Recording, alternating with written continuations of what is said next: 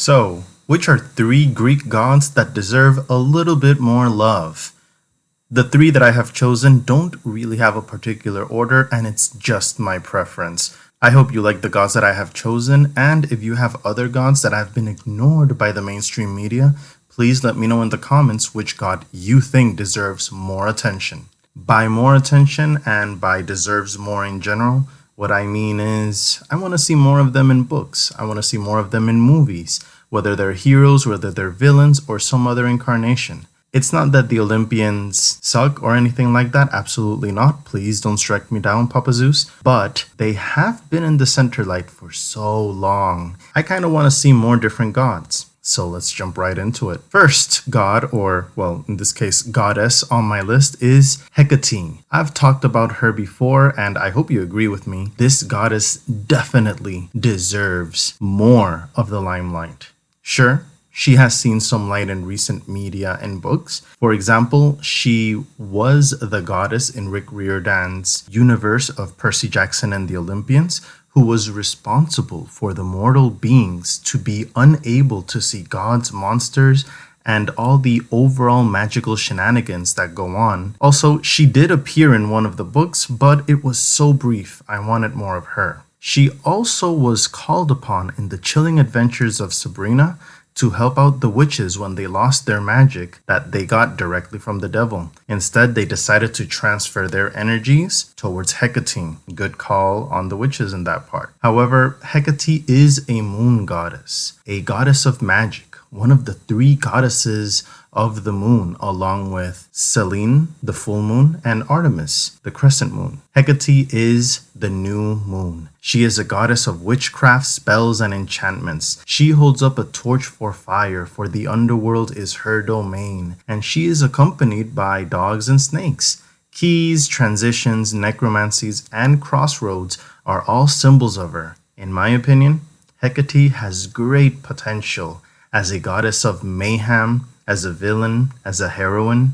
She can make for a great goddess in any magic-centric book. In my opinion, her storytelling potential is infinite. The other two on my list are siblings, actually. They are two, maybe I cheated a little bit. They are three, because their sister also deserves some attention. They are children of Hyperion and Theia. The gods I'm talking about, of course, are Helios and Selene, the sun and the moon.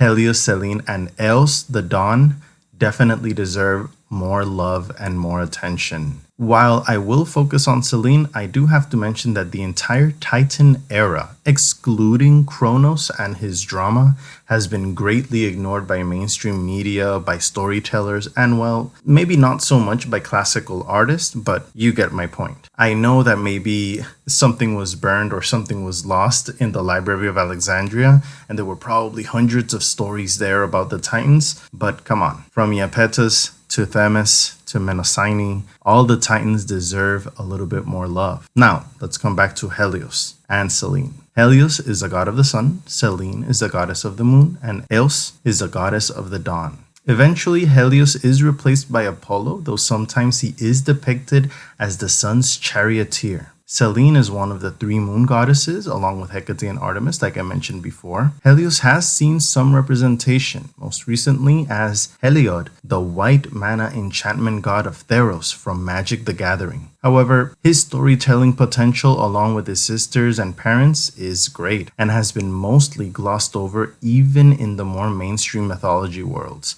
They are either ancient opponents, easy to remove, just ask Kratos from God of War, or they are considered relics of the past to be discarded, and the newer and shinier Olympians are favored. Now, Hecate, Helios, and Selene were the three main gods I wanted to talk about on this list, but I did want to add another one. Well, not another one, another couple of many other ones, the chthonic gods, the gods of the underworld.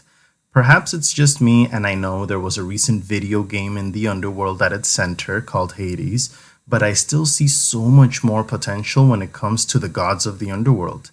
Not just Zagreus, but Nyx, yes, I hear you, House of Night fans, and also Oedipus, Eris, Alecto, Charon, and Thanatos, Hypnos, Melinoe, and the river Styx, and all the other rivers and incarnations of negative emotions.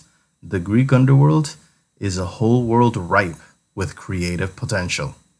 So, thanks for joining me on this video. Do you agree with my list? Do you think there are other gods and goddesses that should be mentioned as gods with great potential but are highly ignored?